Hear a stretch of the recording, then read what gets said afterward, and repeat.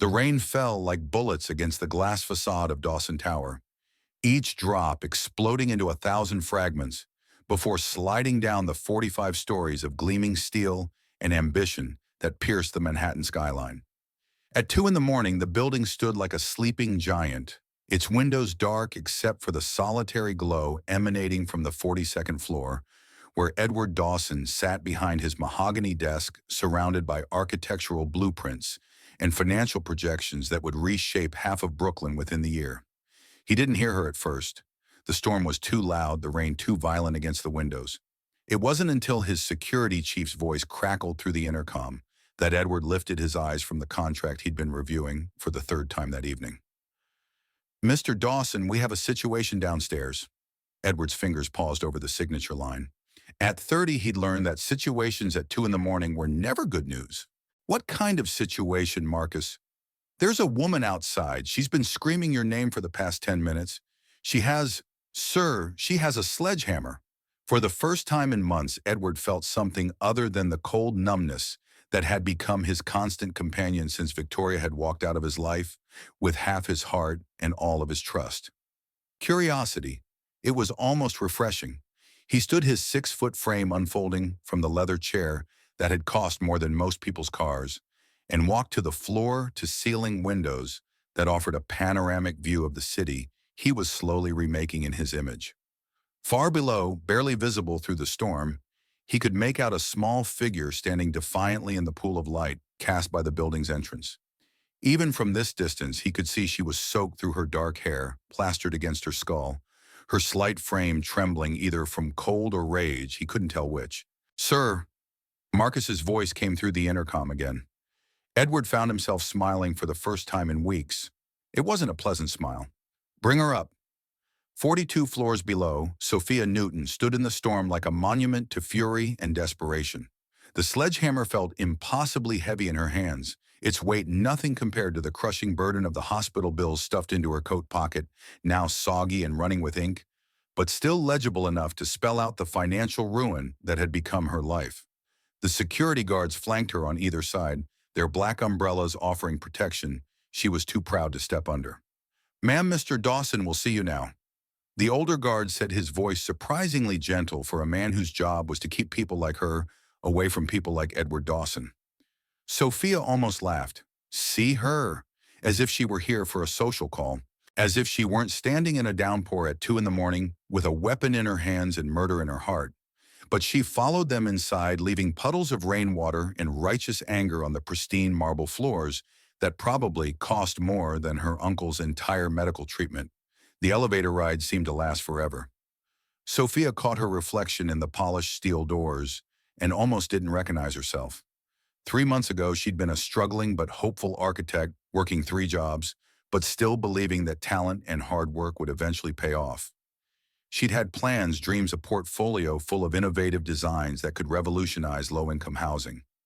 She'd had her uncle's warm laugh to come home to every evening, his proud smile when she showed him her latest sketches. Now she had nothing but rage and a sledgehammer, and the desperate hope that Edward Dawson had a conscience buried somewhere beneath his tailored suits in cold indifference. The elevator doors opened with a soft chime that sounded absurdly cheerful, given the circumstances.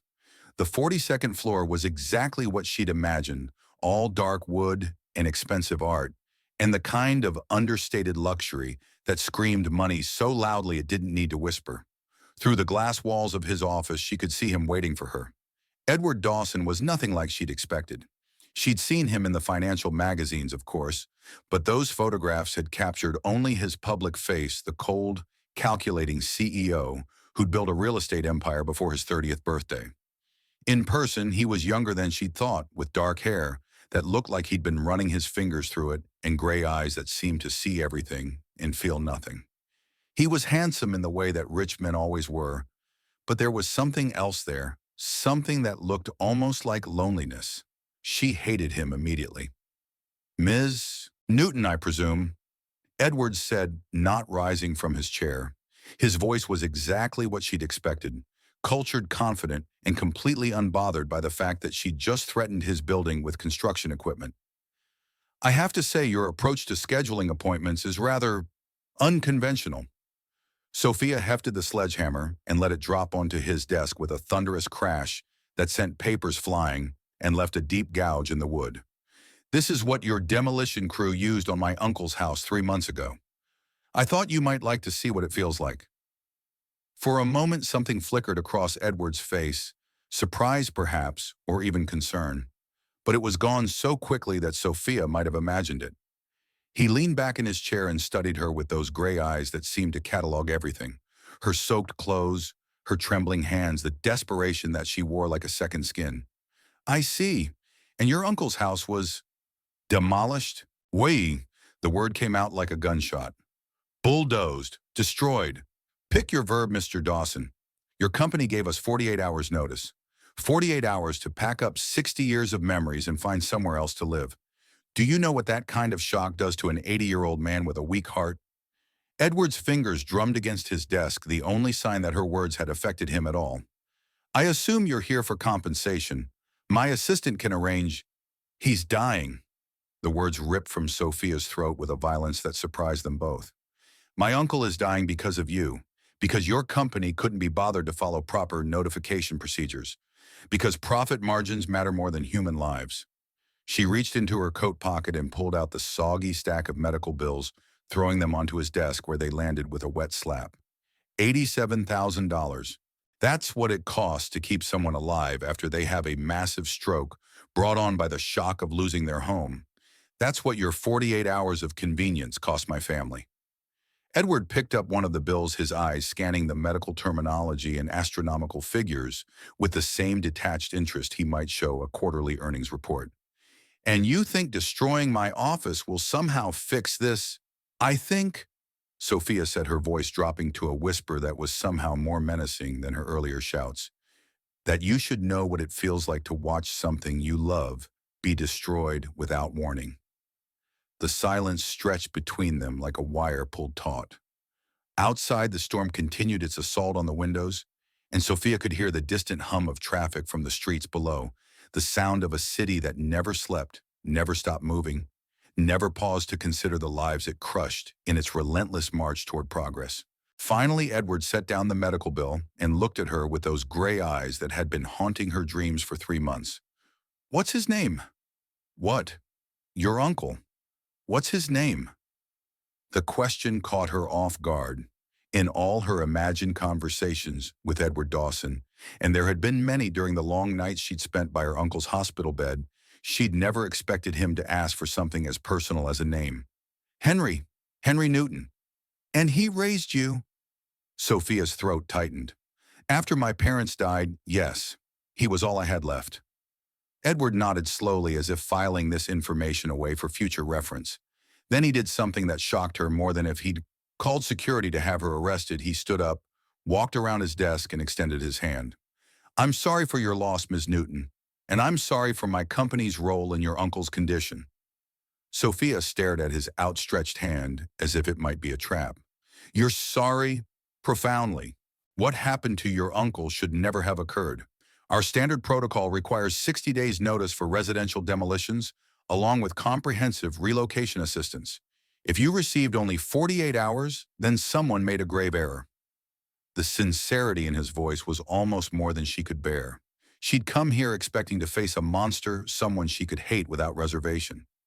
Instead, she found herself looking at a man who seemed genuinely troubled by what he'd learned. It would have been easier if he'd been cruel. An error, she repeated the word, tasting bitter on her tongue. Is that what you call it when people's lives are destroyed? I call it unacceptable, Edward said, his hand still extended between them. And I'd like the opportunity to make it right. Against every instinct screaming at her to walk away, to refuse his help, and cling to her anger because it was all she had left. Sophia found herself reaching out to shake his hand. His fingers were warm and calloused, a surprise that suggested he did more than sit behind a desk all day, and his grip was firm without being overwhelming. How, she asked, how do you make it right when someone is dying? Edward's eyes never left hers. We find a way to bring him home. The words hit her like a physical blow. Home. The concept had become abstract over the past 3 months, something that existed only in her memories of her uncle's kitchen table, where he'd taught her to draw her first blueprint, the garden where he'd grown tomatoes every summer, despite the urban soil, the front porch where they'd sat every evening and planned her future over cups of tea that were more sugar than liquid. "His home is gone," she whispered. "Then we build him a new one." The simplicity of the statement was staggering. Build a new home, as if it were that easy, as if homes were just structures that could be replicated rather than repositories of love and memory and belonging. But there was something in Edward's voice, a certainty that made her almost believe it might be possible. "Why?" she asked. "Why would you help me after I threatened you with a sledgehammer?" Edward's smile was rueful. "Because threatening me with a sledgehammer shows more passion and determination than I've seen from anyone in months. Because you're right that someone made an unforgivable error, and I'm ultimately responsible for the actions of my company. And because—" He paused, and for a moment she saw something vulnerable flicker across his features. "Because I understand what it's like to lose the person who matters most to you." The admission hung in the air between them, heavy with implications that Sophia wasn't ready to explore. She pulled her hand from his and stepped back suddenly, aware of how close they'd been standing, how the warmth of his presence had begun to thaw the ice that had formed around her heart over the past 3 months. "What are you proposing?" she asked, proud that her voice remained steady despite the chaos of emotions swirling through her chest. "Work with me," Edward said. "Help me understand what went wrong and how we can fix it. I'll pay for your uncle's medical care, find him the best doctors money can buy. In return, you help me ensure this never happens to another family." It was a tempting offer, more than tempting. It was everything she'd dared to hope for during those long nights when she'd fantasized about confronting him. But Sophia had learned not to trust offers that seemed too good to be true, especially from men who looked at her with gray eyes that promised salvation. "And if I say no, then you're free to go," Edward said. "Though I'll still cover your uncle's medical expenses. That part isn't negotiable." The generosity of the gesture should have filled her with gratitude. Instead, it made her suspicious. "Why would you do that if I refuse to help you?" "Because it's the right thing to do," Edward said simply. "And because some mistakes can't be fixed with money, but that doesn't mean we shouldn't try." Sophia looked around his office, taking in the expensive furniture and original artwork that cost more than most people made in a year. This was his world, a place where problems were solved with checkbooks and contracts, where human suffering could be remedied with the right financial incentive. She didn't belong here, and they both knew it. But her uncle was dying, and Edward Dawson was offering her a lifeline she couldn't afford to refuse. 30 days, she said. "Give me 30 days to see what you're really made of, Mr. Dawson. If you can prove that you're more than just another rich man buying his way out of guilt, then maybe we can work together. But if this is just some elaborate public relations scheme to make yourself feel better, I'll make sure every newspaper in the city knows exactly what your company did to my family." Edward's smile was sharp as a blade. 30 days it is, Miss Newton. But I should warn you, I don't do anything halfway. If you're going to work with me, you'll need to be prepared for the fact that I might just surprise you." As Sophia left Dawson Tower that night, stepping back into the storm that was finally beginning to subside, she couldn't shake the feeling that she'd just made a deal with the devil. But for the first time in 3 months, she also felt something that had been absent from her life since the day her uncle collapsed hope.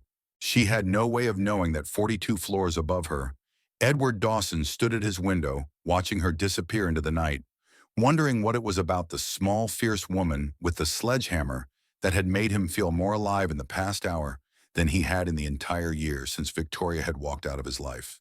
And neither of them could have predicted that their 30-day agreement would change both their lives in ways they never could have imagined. The Storm Before Dawn Part 2, Collision Course. The next morning arrived with the kind of crisp October sunshine that made Manhattan look deceptively innocent, as if the city hadn't spent the night plotting new ways to crush dreams and devour hopes. Sophia stood outside Dawson Tower at exactly 9 o'clock, clutching a coffee that had cost more than she usually spent on groceries in a day, and wondering if she'd lost her mind somewhere between the storm and the handshake that had sealed her fate. The lobby was a cathedral of marble and steel, populated by people in suits that cost more than her monthly rent. She felt every eye on her as she approached the security desk, acutely aware of her secondhand blazer and the scuffed heels she'd bought at a thrift store 3 years ago. The security guard, not the gentle one from last night, But a younger man with suspicious eyes looked her up and down as if she might be carrying concealed weapons. "I'm here to see Mr. Dawson," she said, trying to project a confidence she didn't feel. "Name, Sophia Newton." The guard's expression shifted from suspicion to surprise, then to something that might have been respect. "Mr. Dawson is expecting you. 42nd floor. His assistant will meet you at the elevator." The ride-up felt different in daylight, less dramatic perhaps, but no less intimidating. When the doors opened, she was greeted by a woman who looked like she'd stepped out of a fashion magazine, tall, blonde, impeccably dressed with the kind of bone structure that suggested good genes and better skin care. Her smile was professionally warm and personally calculating. "Ms. Newton, I'm Amanda Sterling, Mr. Dawson's executive assistant. He's asked me to get you settled before your meeting." Sophia followed Amanda through a maze of glass-walled offices and conference rooms, each one more intimidating than the last.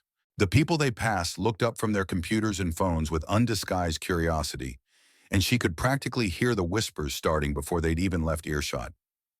"This will be your office," Amanda said, stopping in front of a space that was roughly the size of Sophia's entire apartment. Floor-to-ceiling windows offered a view of Central Park that probably cost more per square foot than most people's homes. The desk was sleek black glass, the chairs Italian leather, and there was a coffee machine that looked like it belonged in a spaceship. "My office," Sophia repeated. "Mr. Dawson thought you'd be more comfortable with your own space.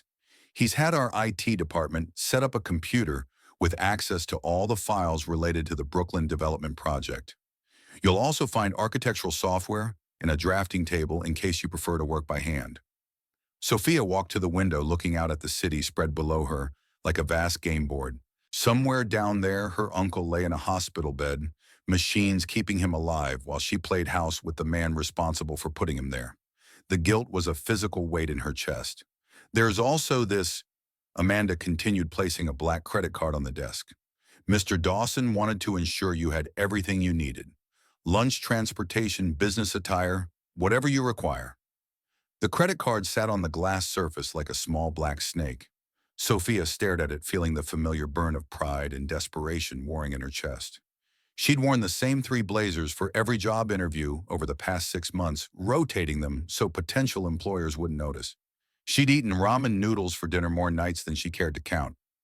The card represented freedom from those small humiliations, but it also represented something else, the first step toward becoming the kind of person who solved problems with money instead of determination. "I don't need his charity," she said finally. Amanda's smile didn't waver. "Mr. Dawson thought you might say that. He asked me to tell you that it's not charity, it's a business expense. If you're going to represent his company in meetings with city officials and community leaders, you need to look the part." Before Sophia could respond, the glass door behind them opened, and Edward walked in. In daylight, he was even more imposing than he'd been the night before. His suit was charcoal gray and perfectly tailored, his dark hair styled with the kind of casual precision that took serious money to achieve. But it was his eyes that caught her, those gray eyes that seemed to see everything and judge nothing. "Good morning, Miss Newton. I trust Amanda has made you comfortable." "Very," Sophia said, not mentioning the credit card or the fact that the office was nicer than anywhere she'd ever worked. "Though I have to ask, why go to all this trouble last night? You said you wanted to make things right. This feels like you're trying to buy me off." Edward's smile was sharp. "If I wanted to buy you off, Ms. Newton, I would have written you a check last night and sent you on your way. No, this is something else entirely. This is me betting that you're exactly what this company needs." "And what's that?" "A conscience." The words hung in the air between them, heavy with implications that Sophia wasn't sure she was ready to explore. Amanda cleared her throat delicately, reminding them of her presence. "Mr. Dawson, your 10 o'clock is here. Marcus Rodriguez from the Development Division." Edward's expression darkened almost imperceptibly. "Send him in." A moment later, a man in his 50s entered the office. He was shorter than Edward, with graying hair, and the kind of nervous energy that suggested he knew he was walking into a trap. His eyes flicked between Edward and Sophia, and she saw recognition dawn on his face. "Marcus," Edward said, his voice deceptively calm. "I'd like you to meet Sophia Newton. I believe you two have some history to discuss." Marcus's face went pale. Mr. Dawson, I can explain. Please do. Edward settled into one of the leather chairs and gestured for Sophia to do the same.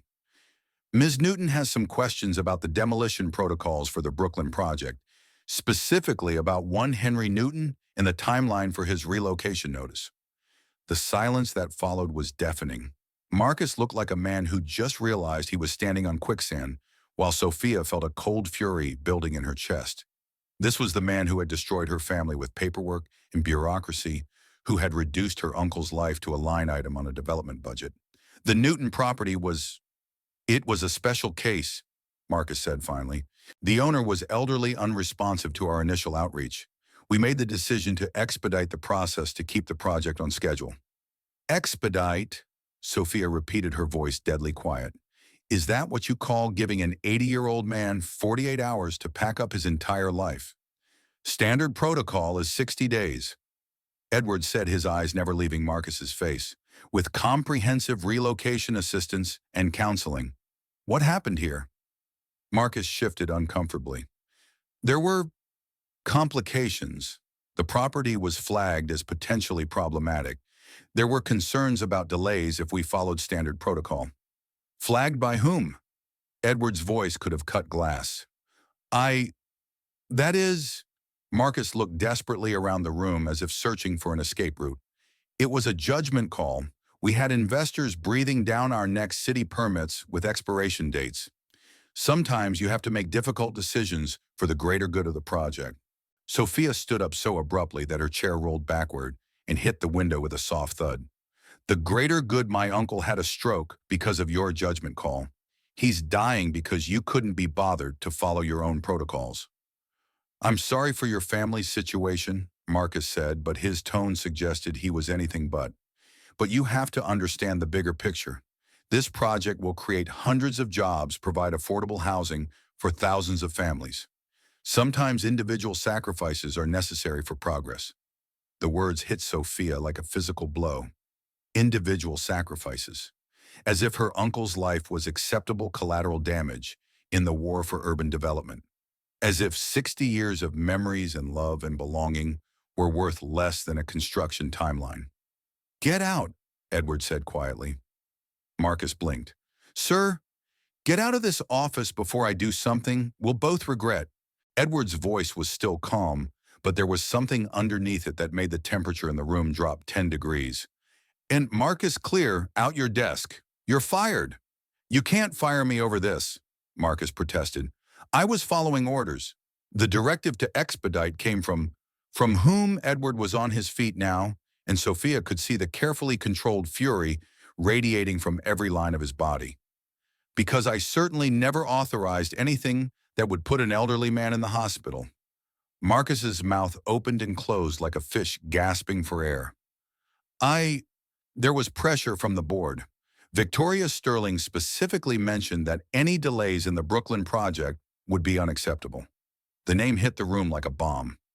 Edward went completely still, and Sophia saw something flicker across his face, pain, perhaps, or recognition of a betrayal that went deeper than she'd realized. Victoria, Edward repeated slowly. Victoria Sterling. She said she was speaking for you, Marcus said desperately. She said the project had to stay on schedule no matter what. You thought wrong. Edward's voice was ice. Security will escort you out. Your severance package will be the minimum required by law. If I ever see you involved in another development project in this city, I'll make sure everyone knows exactly why you were fired. Marcus opened his mouth as if to protest, then seemed to think better of it. He cast one last desperate look at Sophia, perhaps hoping for some mercy he knew he didn't deserve, then hurried from the office like a man fleeing a burning building.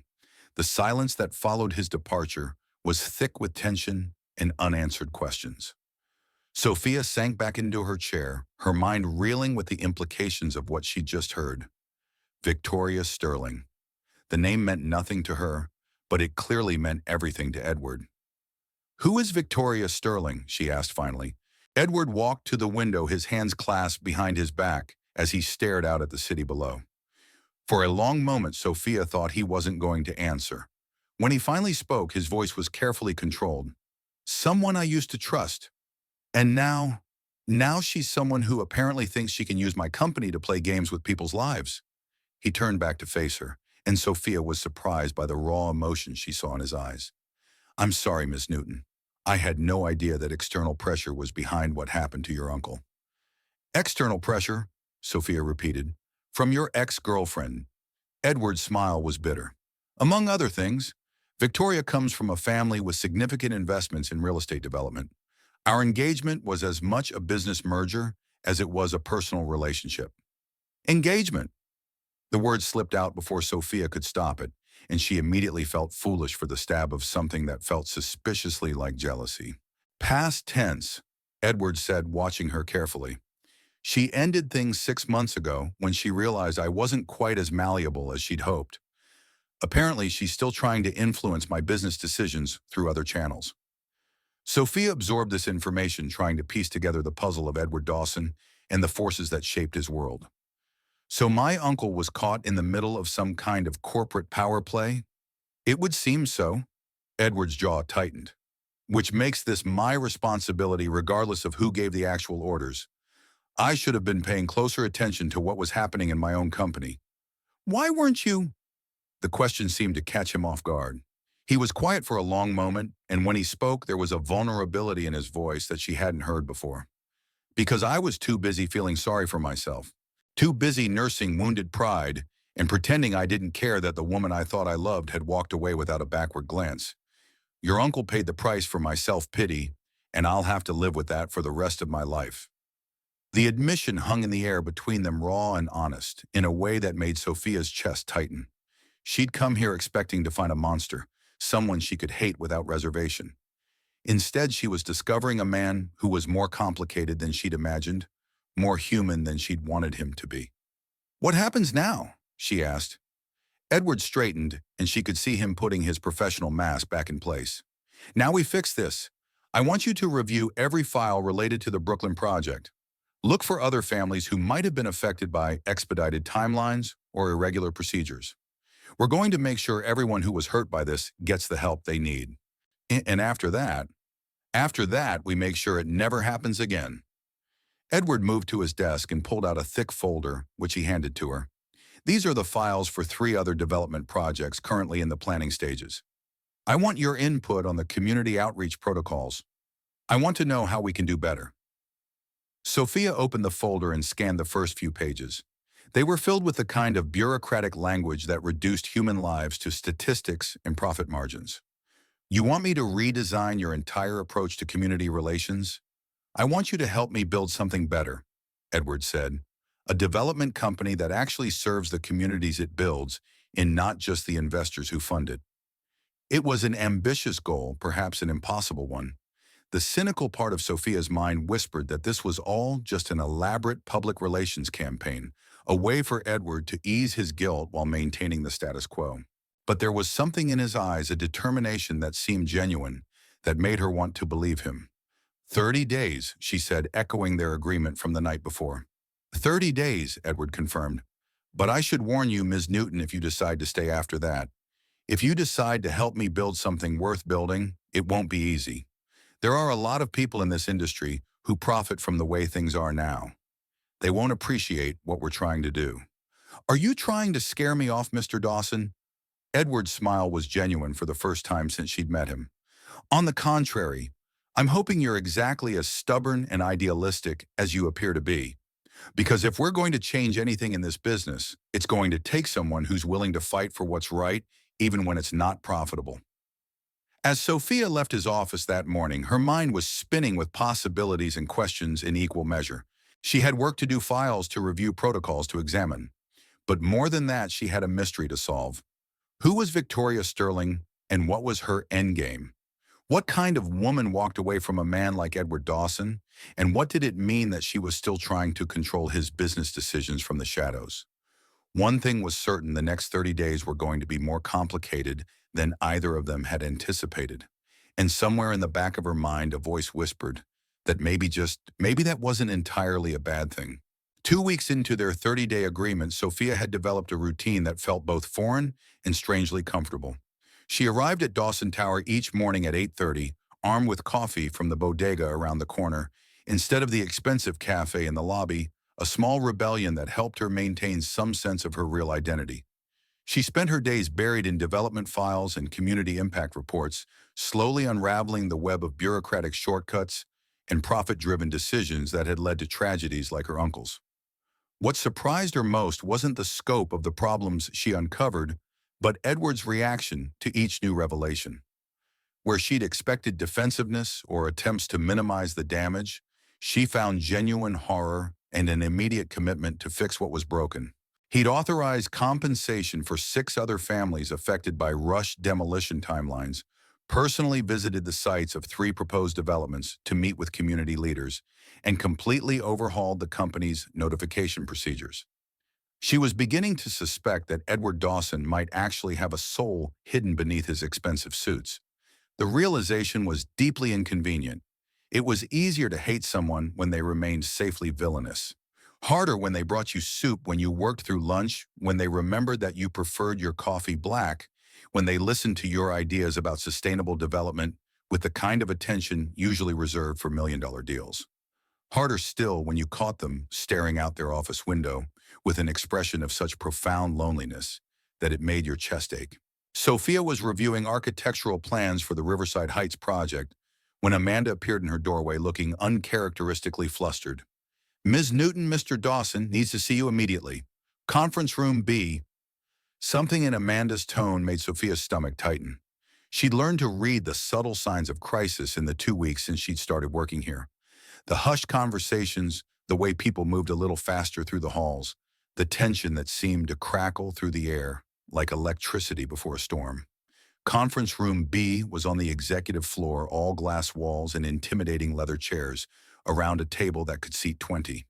When Sophia arrived, she found Edward standing at the far end of the room, his phone pressed to his ear, and his free hand running through his hair in a gesture she'd come to recognize as a sign of extreme stress. "I don't care what the board says," he was saying, his voice tight with controlled anger. "We're not moving forward with any development that hasn't gone through proper community review. I don't care if it costs us the deal." He ended the call and turned to face her, and Sophia was shocked by how exhausted he looked. There were dark circles under his eyes, and his usually immaculate appearance was slightly disheveled, as if he'd been fighting battles all morning. "What's wrong?" she asked. "Victoria," Edward said simply, as if that single name explained everything. "What about her?" Edward gestured to the chair across from him, and Sophia sat down, her mind already racing through possibilities. In the 2 weeks since she'd first heard Victoria Sterling's name, she'd done some research. Victoria came from old money, the kind of family that had been shaping New York's skyline for generations. She was beautiful, educated, connected, and according to the society pages, recently returned from a year in Paris, where she'd been finding herself after her engagement to Edward had ended. "She's calling in favors," Edward said, settling into his own chair with the careful movements of a man who'd been carrying too much weight for too long. "Putting pressure on our investors, our board of directors, even some of our city contracts. Apparently, my new commitment to community outreach is being seen as weakness in certain circles." "And by certain circles, you mean?" "People who profit from the way things used to be done. Fast demolitions, minimal community input, maximum return on investment." Edward's smile was bitter. Victoria's father controls a significant portion of the real estate investment market in this city. When he suggests that a company might be becoming unreliable, people listen. Sophia felt a chill that had nothing to do with the building's aggressive air conditioning. "What does that mean for the company?" "It means we could lose everything if I don't fall back in line." Edward met her eyes across the table, and she saw something there that made her breath catch. Determination, yes, but also something that looked dangerously like admiration. "It also means that what we're doing here, what you're helping me build, is threatening enough to scare some very powerful people." "Is that supposed to make me feel better?" "It's supposed to make you understand what you're up against." Edward leaned forward, his gray eyes intense. "I can't ask you to stay involved in this, Sophia. Not when it's getting dangerous." The use of her first name sent an unexpected jolt through her system. He'd been carefully formal for 2 weeks, maintaining the professional distance between them with military precision. Hearing him say her name with such quiet intimacy felt like a door opening that she wasn't sure she was ready to walk through. "Dangerous how?" Victoria doesn't just want me to go back to the old way of doing business. She wants me back, period. And she's not someone who accepts defeat gracefully. Edward's jaw tightened. I'm worried about what she might do to get to me through the people I care about. The people I care about. The words hung in the air between them, heavy with implications that neither of them seemed ready to address directly. Sophia felt her heart doing something complicated in her chest, a rhythm that had nothing to do with caffeine and everything to do with the way Edward was looking at her. I'm not afraid of Victoria Sterling, she said, surprised by how steady her voice sounded. You should be. Edward's expression was serious. She has resources you can't imagine, connections that reach into every level of this city's power structure. If she decides you're an obstacle to getting what she wants, then we make sure I'm too valuable to eliminate, Sophia interrupted. What's our timeline for the Riverside Heights project? Edward blinked at the sudden change of subject. 6 months to breaking ground, assuming all permits are approved. And how many families will be displaced? None if we stick to the current plan. It's a brownfield development, former industrial site currently vacant.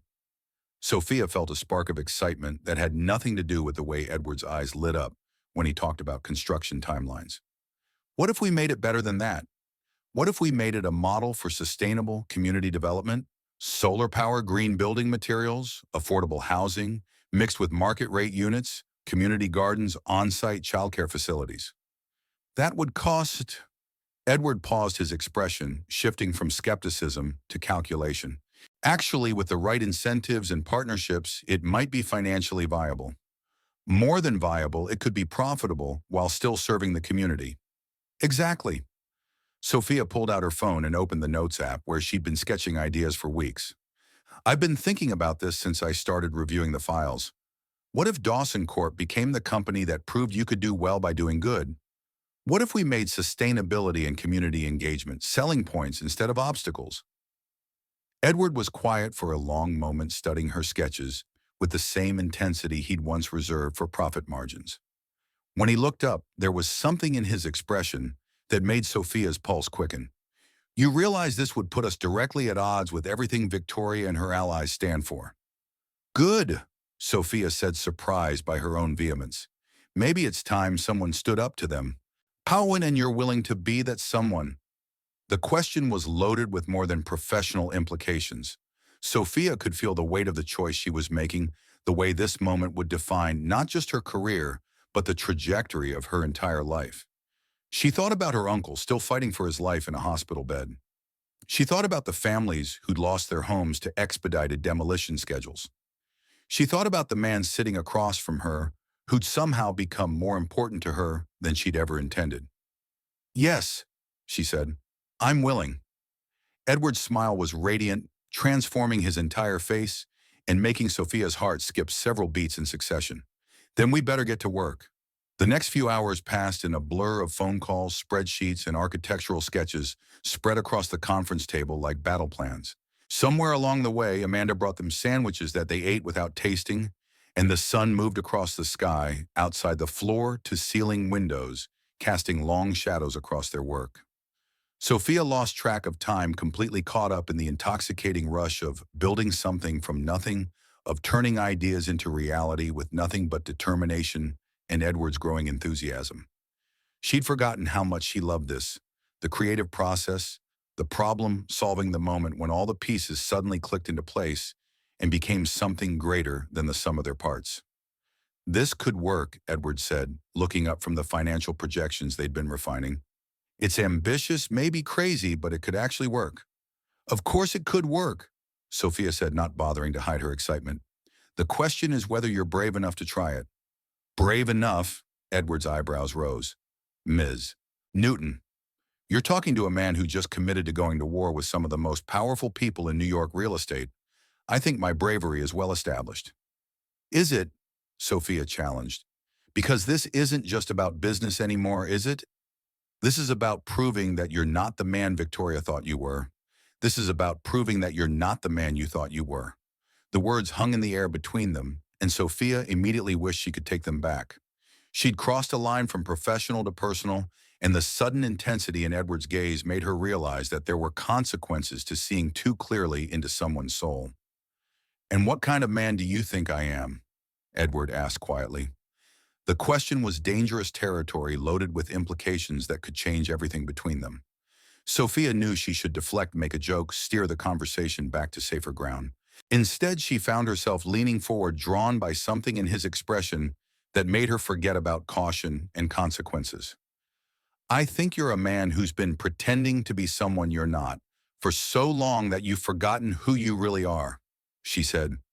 "I think you built walls around yourself after Victoria left, and now you're afraid to tear them down because you might not like what you find underneath." Edward was very still, his gray eyes searching her face, as if looking for something he'd lost. "And what do you think I'd find? Someone worth fighting for?" Sophia said the words slipping out before she could stop them. "Someone worth believing in." The silence that followed was electric, charged with the kind of tension that made the air feel too thick to breathe. Edward's gaze dropped to her lips, and Sophia felt her heart stop completely before resuming at double time. The space between them seemed to shrink without either of them moving, and she could smell his cologne, something expensive and understated that made her want to lean closer. "Sophia," Edward said her name, a whisper that sent shivers down her spine. She knew she should move away, should break the spell before it completely consumed them both. This was her boss, technically speaking. This was the man whose company had destroyed her family. This was dangerous in every way that mattered. Instead, she stayed perfectly still as Edward reached across the table and brushed a strand of hair behind her ear, his fingers warm against her skin. The touch was gentle, almost reverent, and it made something deep in her chest crack open, like ice breaking up in spring. "This is complicated," she whispered. "Everything worthwhile is complicated." Edward replied, his thumb tracing the line of her cheek with devastating tenderness. They were leaning toward each other now, drawn by a force that felt as inevitable as gravity. Sophia could see gold flecks in Edward's gray eyes, could count his eyelashes, could feel the warmth of his breath against her lips. Another inch, and they would cross a line that would change everything between them, that would make this about so much more than business deals and community development. The conference room door burst open with a sound like a gunshot. "Edward, darling, I.O." Sophia and Edward sprang apart as if they'd been electrocuted, turning toward the voice that had shattered the moment like glass. In the doorway stood a woman who could only be Victoria Sterling, and she was everything Sophia had expected and more. Tall, elegant, with platinum blonde hair, styled in perfect waves, and the kind of bone structure that belonged on magazine covers. Her dress was designer, her jewelry was real, and her smile was sharp enough to cut steel. "I'm sorry," Victoria said, though her tone suggested she was anything but. "I didn't realize you were in a meeting." "Victoria?" Edward's voice was carefully neutral, but Sophia could see the tension in every line of his body. "What are you doing here?" "I came to talk," Victoria said, her blue eyes flicking between Edward and Sophia with predatory interest. "But I can see you're busy." The way she said the word busy made it sound vaguely obscene, and Sophia felt heat rise in her cheeks. She stood up abruptly, gathering the scattered papers from their work session, with hands that she was proud to note barely trembled. "I should go," she said. "We can finish this tomorrow." "Sophia, wait!" Edward started, but Victoria stepped further into the room, effectively blocking the path to the door. "Please don't leave on my account," Victoria said, her smile widening. "I'm sure whatever you two were working on is fascinating. Though from where I was standing, it looked like you'd moved on from business to more personal matters." The implication in her voice was clear, and Sophia felt her temper flare. She'd dealt with women like Victoria before, women who used their privilege and connections as weapons, who saw other women as competition to be eliminated rather than people to be respected. "Actually," Sophia said, meeting Victoria's gaze directly, "we were discussing the future of sustainable development in urban communities, but I wouldn't expect that to interest you." Victoria's smile faltered for just a moment, but she recovered quickly. How refreshing. Edward always did have a weakness for charitable causes. The dismissal was subtle but unmistakable, and Sophia felt it like a slap. Charitable cause. As if she were some kind of pet project, a tax-deductible good deed that Edward was performing for his own benefit. Sophia isn't a charitable cause, Edward said, his voice dangerously quiet. She's the most talented architect I've ever worked with, and she's helping me build something that will change how development is done in this city. Of course she is, Victoria said smoothly, and I'm sure she's very talented. The way she said it made Sophia's skin crawl, and she suddenly understood what Edward had meant about Victoria being dangerous. This wasn't just jealousy or possessiveness, this was something colder, more calculated. Victoria Sterling was a predator, and she'd identified Sophia as a threat to be neutralized. I really should go, Sophia said again, edging toward the door. Edward, we can continue this discussion tomorrow. She made it halfway to the elevator before she heard footsteps behind her.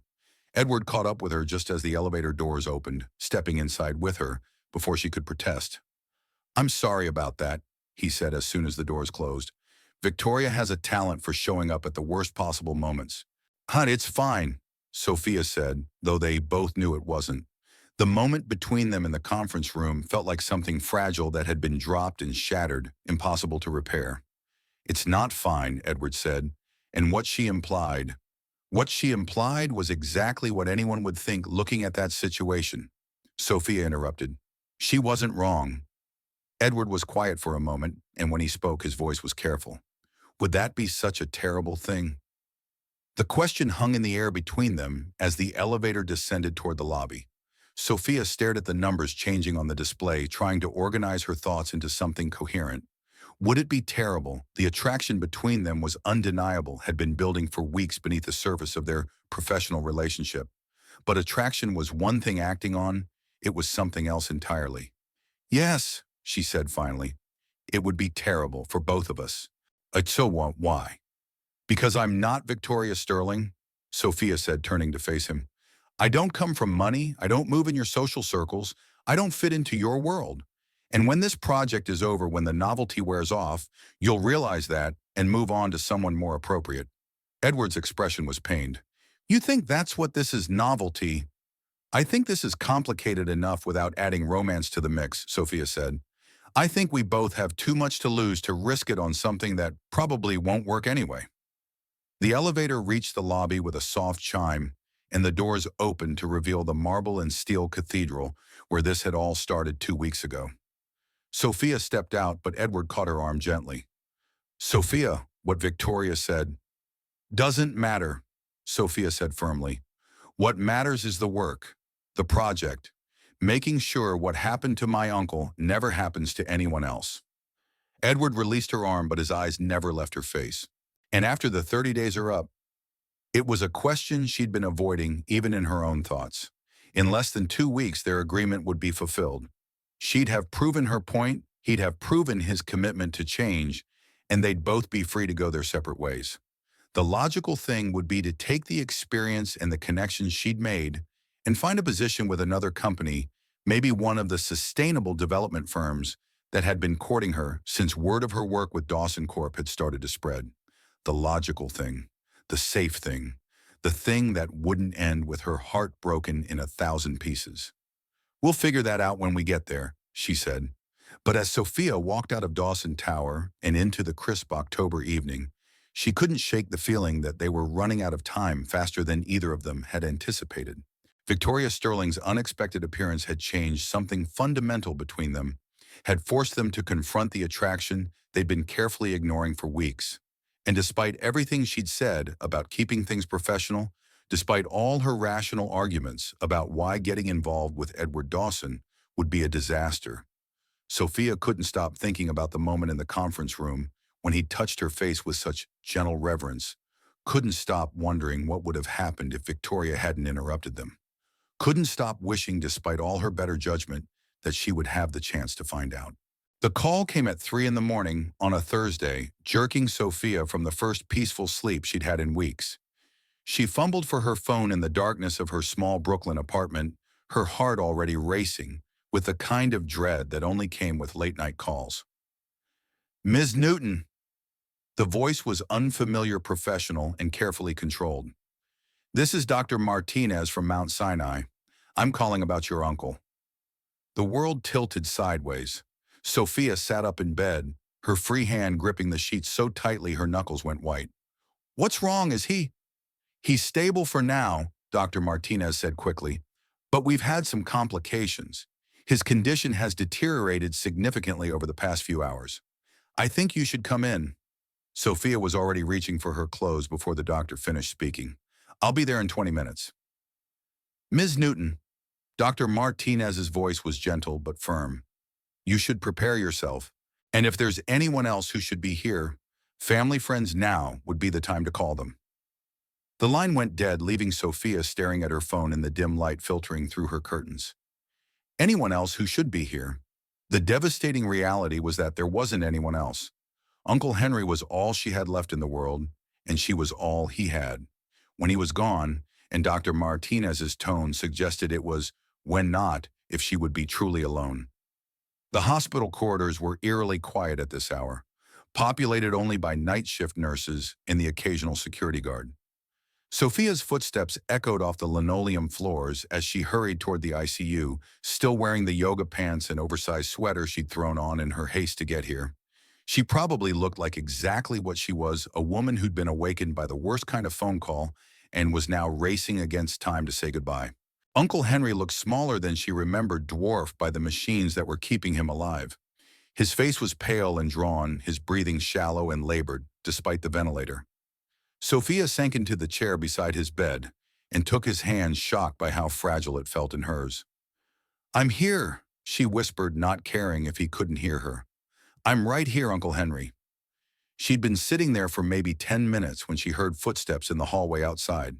Probably another nurse making rounds, she thought. But then a familiar voice was speaking quietly to someone at the nurse's station.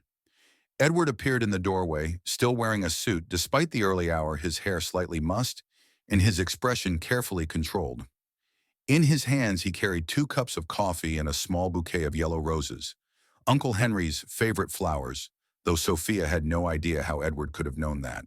"How did you—" she started, but her voice cracked and she had to clear her throat before continuing. "How did you know I was here?" "Amanda has instructions to monitor any calls that come into your emergency contact list," Edward said quietly, stepping into the room. "I hope you don't mind that I came." Sophia wanted to be angry about the invasion of privacy, about the presumption that she needed him here, about the way his presence made her feel both comforted and vulnerable at the same time. Instead, she found herself overwhelmingly grateful that she wasn't facing this alone. "The flowers," she said, accepting the coffee he offered her. "You mentioned once that he grew yellow roses in his garden," Edward said, settling them in the small vase on the bedside table. "I thought he might like to have some here." The gesture was so thoughtful, so unexpectedly tender, that Sophia felt tears prick at her eyes. She blinked them back, furiously determined not to break down in front of Edward when she needed to be strong for Uncle Henry. "The doctor says it won't be long," she said, her voice barely above a whisper. Edward was quiet for a moment, and when he spoke, his voice was rough with emotion. "I'm sorry, Sophia. I'm so goddamn sorry for all of this." "It's not your fault," she said automatically, then stopped. Because wasn't it, at least partially, if Edward's company had followed proper protocols from the beginning, if Uncle Henry hadn't received that devastating 48-hour notice, would he be lying here dying, or would he be at home in his garden tending his roses and planning Sophia's future over cups of tea? "Isn't it?" Edward asked, as if reading her thoughts. "If I'd been paying attention to my own company, if I'd been a better leader, if Victoria Sterling hadn't manipulated the situation for her own purposes," Sophia interrupted, "if Marcus Rodriguez hadn't been a coward more concerned with pleasing the board than following company policy, if a dozen other people had made different choices." She looked up at Edward, seeing the guilt and pain etched in every line of his face. "You can't take responsibility for everyone else's failures." "Can't I?" Edward's smile was bitter. "It's my company, my name on the building, my responsibility to make sure this kind of thing doesn't happen." They sat in silence for a while, watching the steady rise and fall of Uncle Henry's chest, listening to the quiet beeping of the machines that were tracking his vital signs. Sophia found herself oddly comforted by Edward's presence, by the way he seemed to understand that she needed him there, without needing him to say anything. It was nearly dawn when Dr. Martinez returned, her expression grave. "Ms. Newton, I need to speak with you about your uncle's condition." Sophia stood on unsteady legs, and Edward rose with her, his hand coming to rest lightly on her lower back, in a gesture of support that she was too exhausted to analyze. They followed Dr. Martinez into the hallway, where she delivered the news that Sophia had been dreading. "His organs are beginning to shut down," Dr. Martinez said gently. "We can keep him comfortable, but there's nothing more we can do medically. I'm sorry." The words hit Sophia like a physical blow, and she might have collapsed if Edward's arm hadn't tightened around her waist, holding her steady. "How long?" she managed to ask. "Hours, maybe less." "I'm sorry, Miss Newton. I know this isn't what you wanted to hear." Sophia nodded numbly, not trusting herself to speak. Dr. Martinez squeezed her shoulder gently and disappeared back down the hallway, leaving Sophia and Edward alone in the sterile corridor. "I should call his priest," Sophia said, her voice sounding strange and distant to her own ears. "He'd want Father Morrison here." "I'll take care of it," Edward said. "What's the church?" "St. Catherine's on Atlantic Avenue. But you don't have to." "I want to," Edward said firmly. "Let me help Sophia. Please." She was too emotionally wrung out to argue, so she nodded and let Edward guide her back into Uncle Henry's room. Father Morrison arrived within the hour, a kind elderly man who'd known Uncle Henry for 30 years and who performed the last rites with a gentleness that made Sophia's heart break all over again. Uncle Henry died just as the sun was rising over Manhattan, painting the hospital room in shades of gold and rose that reminded Sophia of the garden he'd loved so much. She was holding his hand when his breathing simply stopped, when the machines began their urgent beeping that brought nurses running and confirmed what she already knew. He was gone.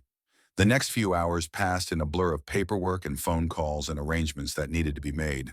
Edward stayed with her through all of it, handling details with the same efficiency he brought to business deals, making sure she ate something, and fielding calls from the funeral home, and somehow managing to make the bureaucratic nightmare of death feel slightly less overwhelming. It wasn't until they were leaving the hospital that Sophia realized she had no idea what came next. Uncle Henry's house was gone, demolished months ago. Her apartment lease was up at the end of the month, and she'd been planning to find something cheaper once her 30 days with Dawson Corp were finished. She had no family, few friends, and now no anchor to keep her tethered to this city that had taken everything from her. "Come home with me," Edward said as they stood on the hospital steps, watching the morning traffic build on the street below. "What?" "You shouldn't be alone right now," Edward said. "I have guest rooms, a housekeeper who can prepare meal space for you to grieve without having to worry about anything else." Sophia wanted to refuse. She wanted to maintain her independence, to prove that she could handle this tragedy the same way she'd handled every other crisis in her life, alone and through sheer force of will. But she was so tired, so emotionally depleted, that the thought of going back to her empty apartment and sitting with her grief felt like more than she could bear. "Just for today," she said finally. "For as long as you need," Edward corrected. Edward's penthouse was everything Sophia had expected, and nothing she prepared for. The space was enormous and beautifully appointed, with floor-to-ceiling windows that offered panoramic views of Central Park, and furnishings that probably cost more than most people's annual salaries. But there was something else there too, a warmth that spoke of a man who'd created a home rather than just a showcase. "The guest suite is through here," Edward said, leading her down a hallway lined with original artwork. "There's a private bathroom, and I'll have Mrs. Chen stock the kitchenette with anything you need." The room was larger than Sophia's entire apartment, with a king-size bed, a sitting area, and those same spectacular views. It was beautiful and comfortable, and completely foreign to everything she'd ever known. "Edward," she said, turning to face him, "I can't—" "Yes, you can," he said firmly, "and you will, because right now taking care of you is the only thing I can do that feels remotely useful." There was something in his voice of vulnerability that made Sophia look at him more closely. He was still wearing the same suit he'd put on for work the day before, still perfectly groomed despite having spent the night in a hospital, but there was something different about his expression, something that looked almost like desperation. "Why?" she asked. "Why does it matter to you so much?" Edward was quiet for a long moment, staring out at the city spread below them. When he finally spoke, his voice was so low she had to strain to hear him. "Because I'm falling in love with you," he said, And I couldn't save your uncle, but maybe I can save you from having to face this alone. The admission hung in the air between them like a live wire, dangerous and electrifying, and impossible to ignore. Sophia felt her heart stop, then restart at double time, and she realized that somewhere in the midst of grief and exhaustion and overwhelming loss, she'd fallen in love with him too. It was the worst possible timing.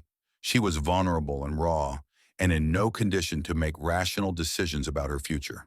He was her boss and her savior, and the man whose company had destroyed her family. They came from different worlds, wanted different things, and had every reason to walk away from each other before this became even more complicated. Instead, she reached for him. Edward met her halfway, his arms coming around her, as if he'd been waiting his entire life to hold her. She buried her face against his chest and finally let herself cry for Uncle Henry, for the life she'd lost, for the impossible situation she'd found herself in, and for the love she discovered at the worst possible moment. "I'm scared," she whispered against his shirt. "Of what? Of this? Of you? Of losing someone else I care about." Edward's arms tightened around her, and she could feel his lips press against the top of her head. "You're not going to lose me," he said. "I promise you that." It was a promise he had no right to make, and they both knew it. But in that moment, with her world crumbling around her and his arms the only thing keeping her steady, Sophia chose to believe him. They might have stayed like that indefinitely, finding comfort in each other's warmth, if Edward's phone hadn't started ringing. He ignored it at first, but when it rang again immediately, he sighed and pulled it from his pocket. "It's Amanda," he said, glancing at the screen. "I should take it," Sophia said, stepping back and immediately missing his warmth. Edward answered the call, his expression shifting from concern to confusion to something that looked like rage. "What do you mean, frozen?" he said into the phone. "On whose authority?" Sophia watched his face grow darker as he listened to whatever Amanda was telling him. "When did this happen?" he asked. "And you're sure it was legal?" A pause. "I'll be right there." He ended the call and turned to Sophia, his expression grim. "I have to go to the office. There's been some kind of emergency with our accounts." "What kind of emergency?" "The kind that involves Victoria Sterling and a team of lawyers," Edward said grimly. "She's managed to freeze our operating accounts pending some kind of investigation into irregularities in our community development programs." Sophia felt a chill that had nothing to do with the penthouse's air conditioning. "She's targeting the project we've been working on." "She's targeting everything," Edward corrected. "The Sustainable Development Initiative, the community outreach programs, all of it. Apparently someone has raised questions about whether we're using company resources appropriately." Someone meaning Victoria. Someone meaning Victoria's father and his very expensive legal team, Edward said. "I'm sorry, Sophia. I know the timing of this is terrible, but—" "Go," she said. "Do what you need to do." Edward hesitated, clearly torn between his professional obligations and his personal desire to stay with her. "Will you be here when I get back?" It was a loaded question, and they both knew it. He wasn't just asking if she'd be in his apartment. He was asking if she'd still be in his life, if the confession of love and the promise he'd made were real or just products of grief and desperation. "Yes," she said and meant it. "I'll be here." Edward kissed her, then a soft, desperate press of lips that tasted like coffee and promises and the salt of tears she hadn't realized she was still crying. It was their first kiss, and it was perfect and terrible, and everything she'd imagined it would be.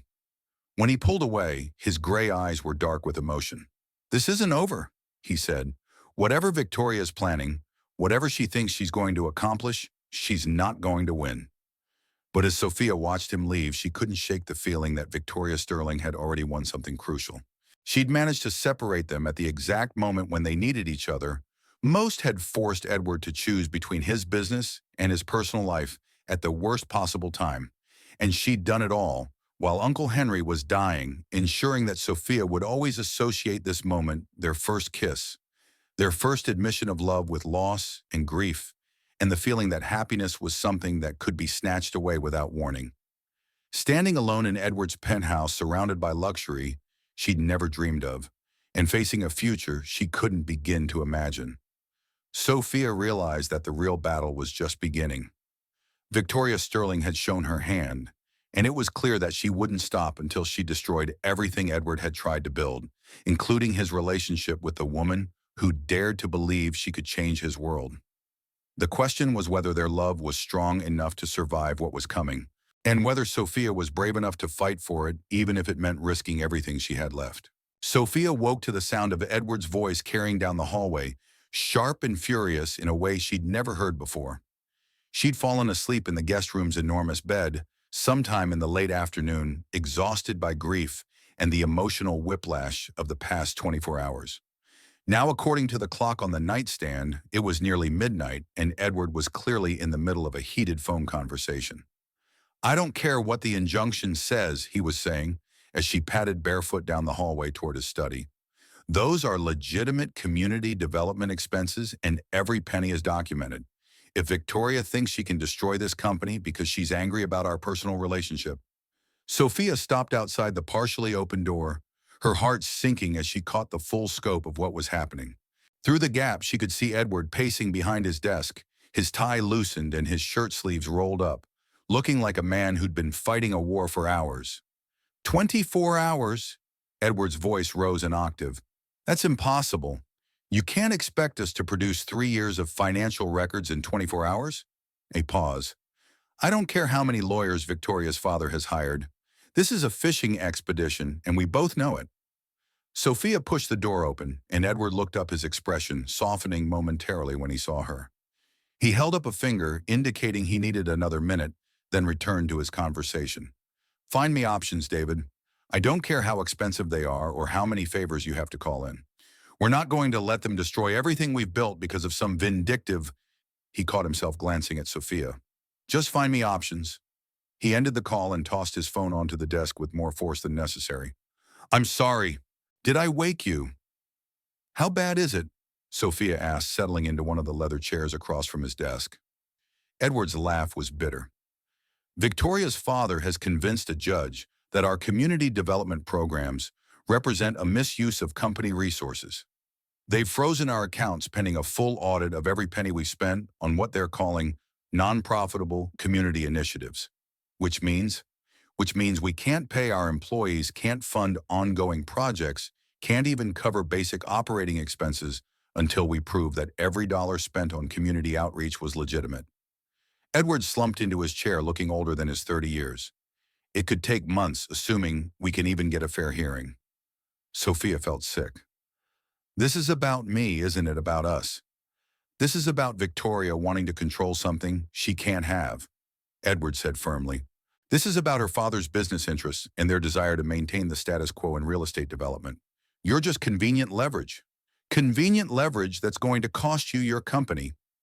Edward was quiet for a long moment, staring at his hands folded on the desk. When he looked up, his gray eyes were filled with a determination that made Sophia's chest tighten. "There might be a way," he said slowly. "What kind of way?" "Victoria wants me back.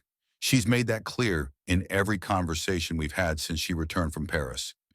If I were to reconcile with her, I think this entire investigation would disappear as quickly as it appeared."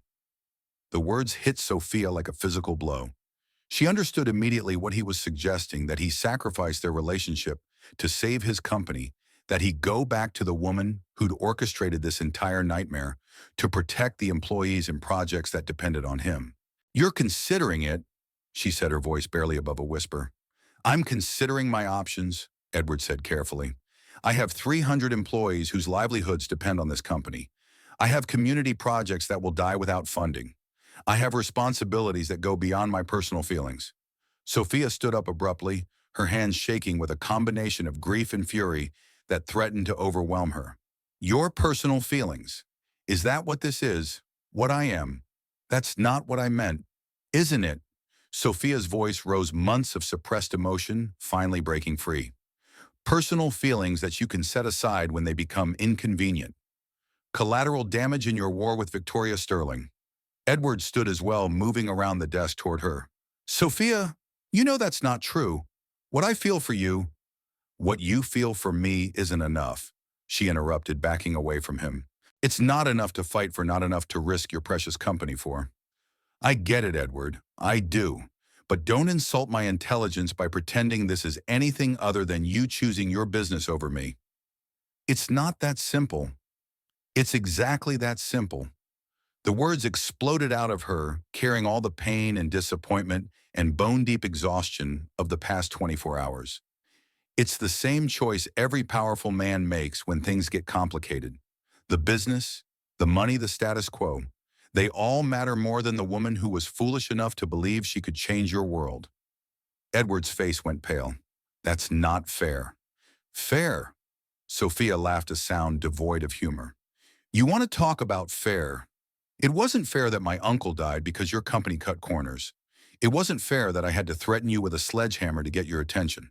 And it's certainly not fair that I was stupid enough to fall in love with a man who would rather surrender to his ex-fiancée than fight for what we have.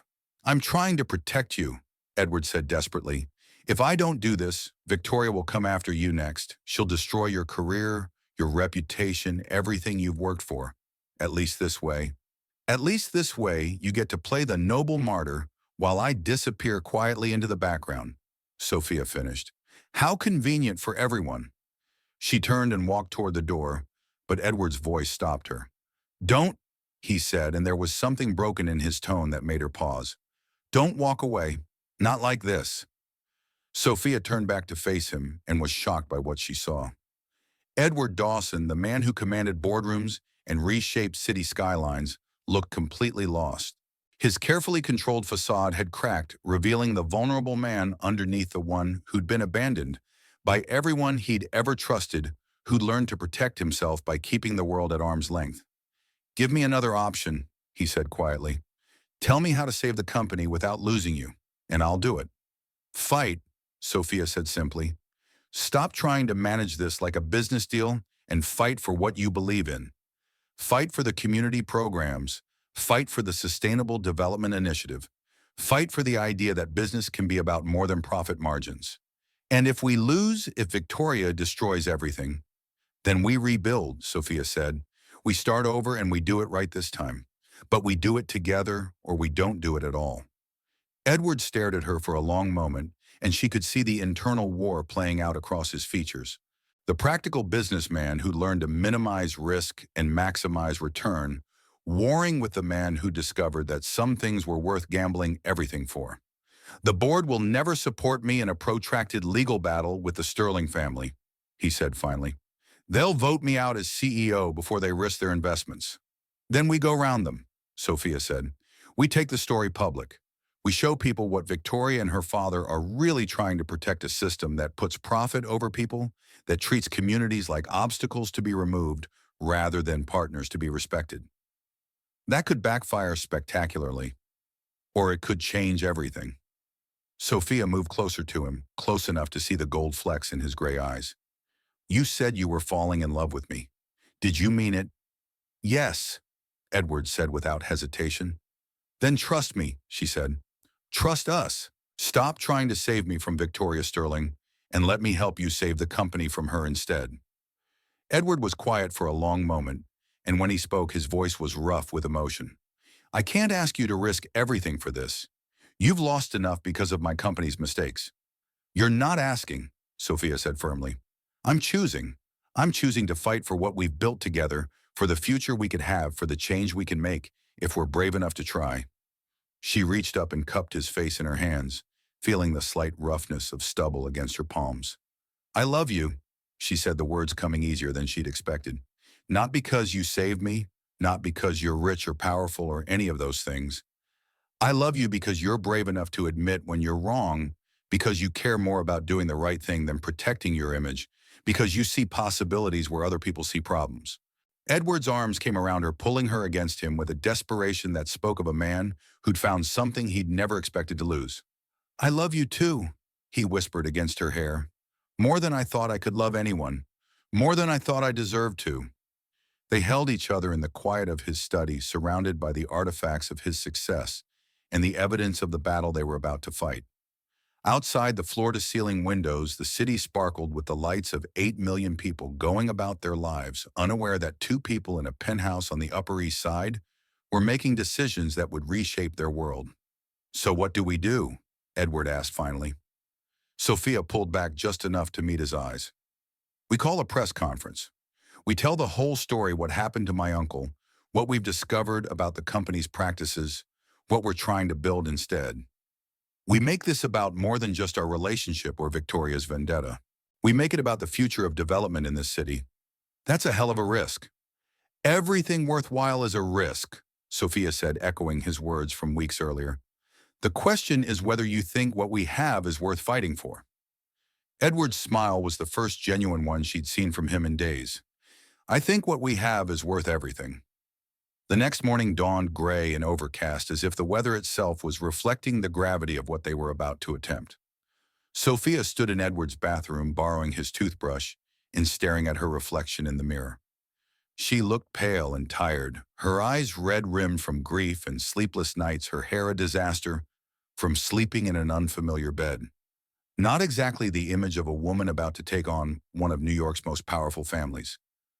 But there was something else there too, a determination that hadn't been there before, a sense of purpose that made her stand a little straighter. She was done being a victim, done letting other people control her narrative. Today she was going to fight back. Edward was in the kitchen when she emerged, fully dressed in his suit from the night before, talking quietly on his phone while coffee brewed. He looked up when she entered and ended his call quickly. That was our PR firm, he said. They think we're insane, but they're willing to help us be insane in the most effective way possible. And your lawyer also thinks we're insane, but he's drafting a comprehensive response to Victoria's allegations. We'll release everything at the same time: financial records, community impact reports, testimonials from families we've helped. Sophia poured herself coffee, grateful for the caffeine and the familiar ritual. Any word from the board? Edward's expression darkened. They've called an emergency meeting for this afternoon. I'm sure Victoria's father has been working the phones all night. Will they vote you out? They'll try, Edward said grimly. But I still control 41% of the company's stock. They'd need a unanimous vote from the remaining board members to remove me, and I don't think they have that yet. The press conference was scheduled for 10 o'clock in the morning to be held in the lobby of Dawson Tower.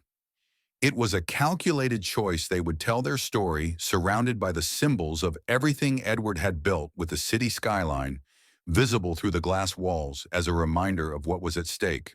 By 9:30, reporters were already gathering, drawn by the promise of scandal and the rarity of seeing a CEO voluntarily submit to questions about his company's practices.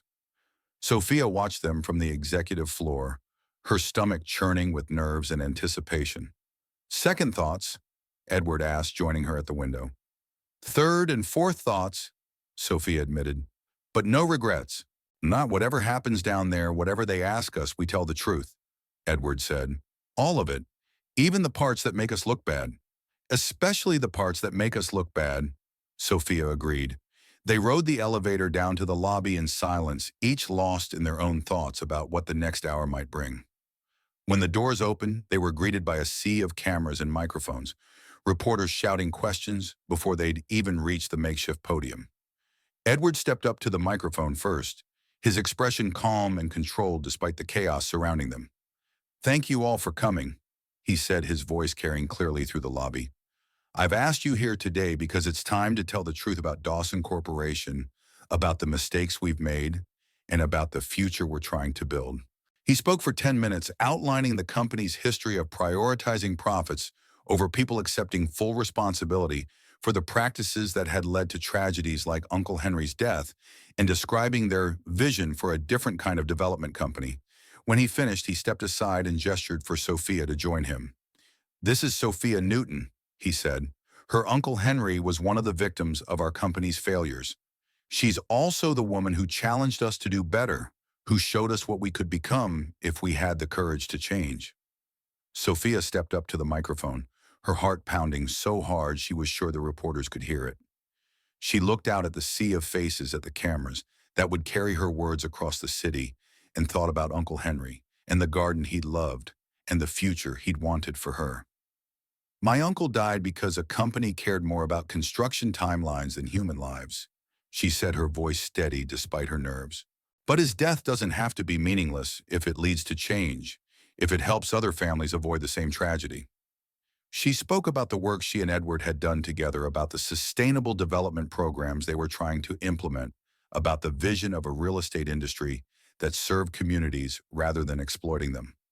When she finished, the questions came fast and furious about her relationship with Edward, about Victoria Sterling's allegations, about whether this was all just an elaborate publicity stunt. They answered everything honestly, holding nothing back, presenting themselves not as perfect people, but as flawed human beings, trying to build something better from the wreckage of what had come before. It was Victoria's voice that cut through the crowd like a knife. "This is a touching story," she said, pushing through the reporters to stand directly in front of the podium. She was impeccably dressed as always, her blonde hair perfect. Despite the October wind, her smile sharp enough to draw blood. "But it's just that, a story. Edward, darling, surely you don't expect people to believe that this entire corporate transformation is motivated by anything other than your personal involvement with Miss Newton." The lobby fell silent, every camera turning to capture this moment of confrontation between the two women who represented Edward's past and future. "Actually," Sophia said, stepping closer to the microphone, "I think the question isn't whether Edward's feelings for me motivated these changes. The question is why you're so determined to stop them." Victoria's smile faltered for just a moment. "I beg your pardon. You've spent months trying to sabotage Edward's company, freezing accounts, pressuring investors, filing frivolous lawsuits." Sophia continued, her voice gaining strength with each word. "The only thing that makes sense is that you're terrified of what we're building here. You're terrified that if we succeed, if we prove that business can be profitable while still serving communities, then your family's entire approach to development becomes obsolete." "You have no idea what you're talking about," Victoria said, but there was something desperate in her voice now. "Don't I?" Sophia smiled, and for the first time since this nightmare began, she felt like she was winning. "Because it seems to me that if you were really concerned about the company's financial practices, you'd be supporting our efforts to create more transparency and accountability. Instead, you're trying to drag us back to the same old system that put profit over people and led to my uncle's death." The reporters were furiously taking notes, cameras capturing every word of this unexpected confrontation. Victoria looked around wildly, clearly realizing that she'd lost control of the narrative. "This isn't over," she said finally, her mask of sophistication slipping to reveal the calculating woman underneath. "You're right," Edward said, speaking for the first time since Victoria had appeared. "It's not over, but it's not going the way you planned either." Victoria turned on her heel and stalked out of the lobby, her designer heels clicking against the marble floor like gunshots. The reporters shouted questions after her, but she was already gone, leaving behind only the echo of her retreating footsteps and the sense that something fundamental had shifted in the balance of power. As Sophia and Edward answered the remaining questions and watched the reporters pack up their equipment, she felt something she hadn't experienced in months. Hope. They'd told their story, exposed Victoria's tactics, and challenged the entire industry to do better. They'd fought back together, and for the first time since this began, victory seemed possible. But as they rode the elevator back to the executive floor, Sophia couldn't shake the feeling that Victoria Sterling wasn't the type of woman who accepted defeat gracefully. The press conference might have been a victory, but the war was far from over. And somewhere in the back of her mind, a voice whispered that the real test was still to come. 3 months later, Sophia stood in the community center that had risen from the ashes of her uncle's neighborhood, watching children play in the garden where Henry Newton's roses bloomed in memorial splendor. The building behind her was everything she and Edward had dreamed of: sustainable, beautiful, and designed to serve the community that surrounded it. Solar panels gleamed on the roof, community meeting rooms buzzed with activity, and the child care center echoed with laughter that would have made Uncle Henry smile. The press conference had been the beginning, not the end of their battle with Victoria Sterling and the old guard of New York real estate. The board meeting that afternoon had been brutal, 5 hours of accusations, threats, and financial maneuvering that had left Edward's position as CEO hanging by a thread. But something unexpected had happened. In the days that followed, the community had rallied. Families who'd been helped by Dawson Corp's new policies spoke to reporters. Community leaders who'd been consulted on development plans defended their approach. Other developers, younger ones, who'd been quietly frustrated with the industry's practices, began to speak out in support of what they were trying to build. Most importantly, investors had started calling not the old money families who preferred things done quietly and profitably, but a new generation of impact investors who saw the financial potential in sustainable development. Within 2 weeks, they'd secured enough funding to break free from the Sterling family's influence entirely. Victoria had fought back, of course. She'd hired private investigators to dig up dirt on Sophia's past, had tried to convince other developers to blacklist Dawson Corp., had even attempted to have Edward charged with misappropriation of funds. But the press conference had shifted public opinion, and public opinion had shifted everything else. The final blow had come when Marcus Rodriguez, the development director Edward had fired, had agreed to testify about Victoria's involvement in the expedited demolitions. Faced with potential criminal charges for conspiracy and fraud, Victoria had finally retreated to her father's estate in the Hamptons, where she was rumored to be planning a move to London to manage the family's European investments. Lost in thought, Edward's voice came from behind her, warm and familiar and still capable of making her heart skip after all these months.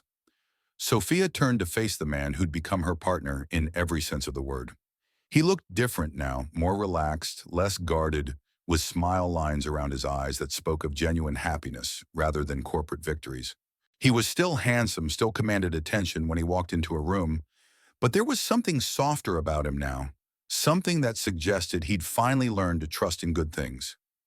"Just thinking about Uncle Henry," she said, accepting the coffee he offered her, wondering what he'd think of all this. "I think he'd be proud," Edward said, settling beside her on the bench they'd placed in the center of the memorial garden. "I think he'd be amazed at what his niece accomplished." "What we accomplished," Sophia corrected. "I couldn't have done any of this without you." Edward's smile was soft. "We make a good team, Ms. Newton." "That we do, Mr. Dawson." They sat in comfortable silence, watching the children play among the roses and listening to the sounds of a community coming alive around them. The Riverside Heights project had been completed ahead of schedule and under budget, becoming a model for sustainable development that was already being studied by planners across the country. 3 more projects were in development, each one incorporating the community-centered approach they'd pioneered. Dawson Corp was more profitable than it had ever been, but more importantly, it was making a difference. The company that had once prioritized construction timelines over human lives now led the industry in community engagement and sustainable practices. "Speaking of what we've accomplished," Edward said, his voice taking on a nervous quality that made Sophia look at him more closely, "there's something I wanted to talk to you about." "If this is about the Chicago project I already told you, I think we should—" "It's not about Chicago," Edward interrupted, and there was something in his tone that made Sophia's pulse quicken. "It's about us, Inamon." He stood up abruptly, his hands shoved deep in his pockets in a gesture she learned to recognize as a sign of nervousness. "We've been together for 3 months now officially, living together, working together, building something extraordinary together." "Edward, let me finish," he said, and she could see him gathering his courage for whatever he was about to say. "When I was with Victoria, I thought I understood what love was supposed to be. Convenient, appropriate, beneficial to both parties involved. It was like a merger disguised as a romance." Sophia's heart was doing something complicated in her chest, a rhythm that had nothing to do with caffeine and everything to do with the way Edward was looking at her. "But what I feel for you," he continued, "it's nothing like that. It's inconvenient and inappropriate, and probably the most impractical decision I've ever made. It's also the best thing that's ever happened to me." He pulled his hands from his pockets, and Sophia's breath caught when she saw the small velvet box he was holding. "Sophia Newton," he said, dropping to one knee right there in the memorial garden, surrounded by her uncle's roses and the sounds of the community they'd helped to build. "You've changed everything about my life. You've made me a better man, a better businessman, a better human being. You've shown me that love isn't about finding someone who fits into your existing life. It's about building a new life together, one that's bigger and more meaningful than anything either of you could create alone." Tears were streaming down Sophia's face now, but she didn't care. She was only dimly aware of the small crowd that had gathered to watch parents and children and community members who'd become part of their extended family over the past few months. "I love you," Edward said, his voice breaking slightly on the words. "I love your passion and your stubbornness and your refusal to accept that things can't be better. I love the way you see possibilities where other people see problems. I love that you challenge me to be worthy of you every single day. He opened the box, revealing a ring that was nothing like what Sophia might have expected. Instead of a massive diamond designed to display wealth, it was a delicate band of recycled gold set with a stone that caught the afternoon light like captured sunshine. It's a yellow sapphire, Edward explained, his voice soft. The color of Uncle Henry's roses. The jeweler said it represents wisdom and good fortune and the courage to pursue your dreams. Sophia was crying openly now, not caring who saw or what they thought. This man, this impossible, wonderful man who'd started as her enemy and become her everything, was offering her not just a ring, but a future one, where love and work and purpose were all intertwined, where they could continue building something meaningful together. The question is, Edward said, his gray eyes bright with unshed tears, will you marry me? Will you be my partner in everything for the rest of our lives? Yes, Sophia said, the word coming out as barely more than a whisper. Yes, of course, yes. The crowd that had gathered erupted in cheers as Edward slipped the ring onto her finger and pulled her into a kiss that tasted like coffee and promises and the salt of happy tears. It was their second kiss, but their first as an engaged couple, and it was perfect in every way that mattered. When they finally broke apart, Sophia looked around at the faces surrounding them, community members who'd become friends, children who played in gardens, planted in her uncle's memory, neighbors who'd found hope in the idea that development could serve people rather than displace them. I love you too, she whispered against Edward's lips. More than I ever thought possible. They were married 6 months later in the very garden where he'd proposed, surrounded by 500 guests who represented every part of their journey together. Former adversaries sat next to community activists, board members shared tables with families from the neighborhood, and the mayor himself officiated the ceremony in recognition of their contributions to the city. Victoria Sterling was notably absent, having taken a position with her family's London operations, and announced her engagement to a British lord whose family had been in real estate even longer than hers. The society pages reported that she was very happy, though Sophia privately doubted that Victoria Sterling was capable of the kind of happiness that came from building something meaningful with another person.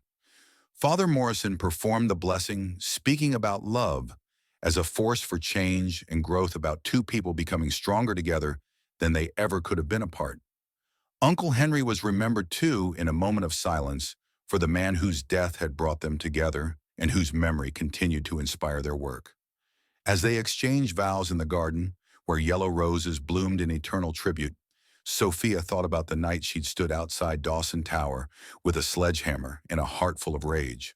She'd been seeking justice, then demanding accountability from a man she'd seen as the enemy. She'd never imagined that confrontation would lead to love, to partnership, to a life more fulfilling than any she'd dared to dream. You realize this means you're stuck with me, Edward whispered as they danced their first dance as husband and wife, the string quartet playing a melody that seemed to capture all the joy and promise of their future together. I can think of worse fates, Sophia replied, her head resting against his shoulder as they swayed to music that seemed to be playing just for them. Even when I'm being impossible, especially when you're being impossible, someone has to keep you honest. Edward's laugh was rich and warm, the sound of a man who'd found his place in the world. I love you, Mrs. Dawson. I love you too, Mr. Dawson, now and always. 5 years later, Sophia stood in the office she shared with her husband on the top floor of the building they'd renamed the Henry Newton Community Development Center. Through the floor-to-ceiling windows, she could see the skyline of a city that was slowly being transformed by the work they'd pioneered together. Sustainable developments dotted the landscape, green spaces flourished in former industrial districts, and communities that had once been threatened by gentrification now thrived as partners in their own development. The framed newspaper clipping on her desk told the story of their success. Dawson Newton Development named Developer of the Year for 5th consecutive year. Below it, a smaller headline read, "The Power Couple Changing How Cities Grow." But the awards and recognition, satisfying as they were, meant less to Sophia than the small moments that made up their daily life together. Edward bringing her coffee every morning, still perfectly black after all these years. The way he listened to her ideas with the same attention he'd once reserved for profit margins. The knowledge that they were building something lasting, something that would outlive them both and continue making the world a little bit better. "Ready to go home?" Edward asked, appearing in the doorway, with his coat and the expectant smile of a man eager to leave work behind and focus on the woman he loved. "More than ready," Sophia said, gathering her things and walking into his arms. As they left the office together, she caught sight of their reflection in the darkened windows. Two people who'd found each other against all odds, who'd built love from conflict and hope from tragedy, who'd proven that sometimes the best things in life came from the most unexpected beginnings. The storm that had brought them together was long past, but the dawn they'd found in each other would last forever. And in the garden below, where yellow roses bloomed in memory of a man who'd never lived to see the happiness his sacrifice had made possible, the future they'd built together stretched out before them like a promise kept bright and beautiful and full of infinite possibility. Uncle Henry would have been proud. But more than that, Sophia thought, as Edward's hand found hers, and they walked together into the night, he would have been happy. Because in the end, that was what love was really about, not just finding someone to share your life with, but finding someone who made that life worth sharing. The storm before dawn had been fierce and devastating, but it had brought them exactly where they needed to be together in love and building something beautiful from the wreckage of what had come before. And sometimes Sophia reflected as they stepped out into the New York evening with their future spread before them like a map of dreams waiting to be explored. That was the very best kind of ending there was.